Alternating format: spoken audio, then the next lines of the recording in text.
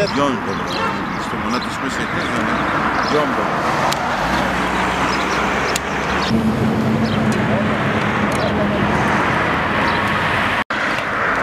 Ecazmeni öpelik. Peleki peleki. Zaten işi kötü. Ne kötü zaten kötü oldu.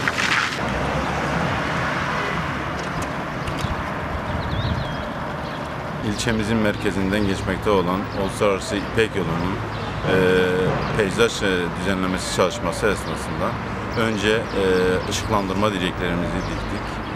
Daha sonra bu yöreye özgü ağaçlarımızı getirdik. Şimdi ağaçlarımızı dikimini yapıyoruz. Daha yeşil bir kuşak oluşturulması için Japon kurtbaharı, ligostrum dediğimiz ağaçlarımızı getirdik. Top akasya,